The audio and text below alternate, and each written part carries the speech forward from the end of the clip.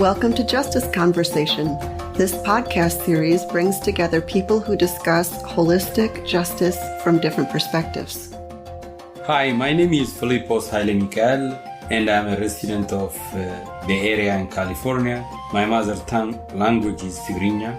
Most of my perspective I share on this project will come from the Tigrinya culture and the norms where I grew up. For our listeners' information, Tigrinya is Afro-Asiatic language family. It's commonly spoken in Eritrea and the northern Ethiopia Tigray region. I'm Kim, and I'm from the United States. I started the Justice Conversation website to contribute to a shift in cultural understanding from punitive to relationship-centered justice. We welcome others to join and share in our conversation.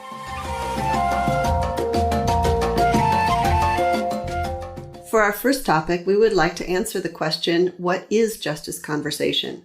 Filipos, what does that mean for you? For me, I wanted to give my perspective about justice conversation based on Tigrinya culture where I grew up. The word justice in Tigrinya language is fitri, in literal meaning to unlock. I would like to explore the conversation about justice to revolve around the idea of unlocking. When the locked become unlocked and open up, then moving forward is possible, or even certain. Imagine peeling an onion until there is no layer left, or unlocking many doors within a big castle until there is no door left to be open. This is what the work justice would look like for my perspective. Justice can be understood best as a process of opening up all sorts of locks. For me, the Justice Conversation website project has to do with the statement that the law is love, and where that might lead us in terms of justice and law and living, and how we organize our society. This statement, the law is love, is something I sometimes rephrase as love is the foundation of justice.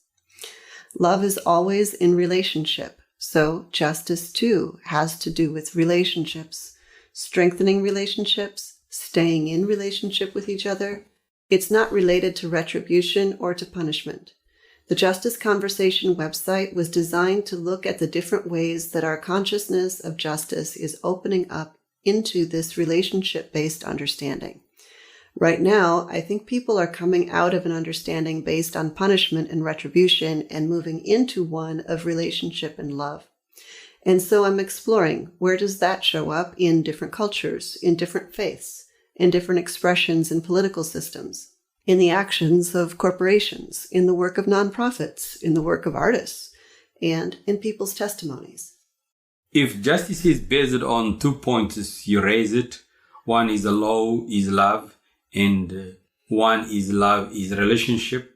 Where I go with that is, how can someone be unlocked? To unlock is our ability to have a loving relationship with each other, to open to each other. A relationship does not necessarily mean a positive relationship. There is also a negative relationship when we actually lock and close down to each other. In court, when someone breaks the law, we lock them up. But we can choose as a society to restore them back. We can foster a capacity for open, responsible relationship instead of closed and indifferent, even hostile one. I think people often think that if you don't focus on punishment, there will be no accountability, that you're just letting problems continue. But restorative processes actually bring people to far greater accountability and also offer healing. They do a far better job of changing the situation and repairing damage. Yeah, that gives me hope. I also want to comment about the logo we are using for Justice Conversation podcast, designed by Kim. In this logo, I see how person one holds up another and continue to the third and fourth person, etc. I sense a fresh perspective of justice is in comparison with Lady Justice, with her attributes of blindfold, scale, and sword. For me, holding each other symbolizes loving one another. Consequently, like blooming flower. The possibility to open up, to be unlocked happens. In the paint, I see justice happening, or فتحي, as I say in the Tigrinya language. Kim, do you want to add more about the logo? I want to touch on what you just said about the usual Lady Justice with the blindfold and scales. I did a very large art piece about this Lady Justice. I had a little bit of writing to go with it that I'm pulling out right now, and I want to share it. It says, many of our courthouses sport an icon of Lady Justice that favors retribution.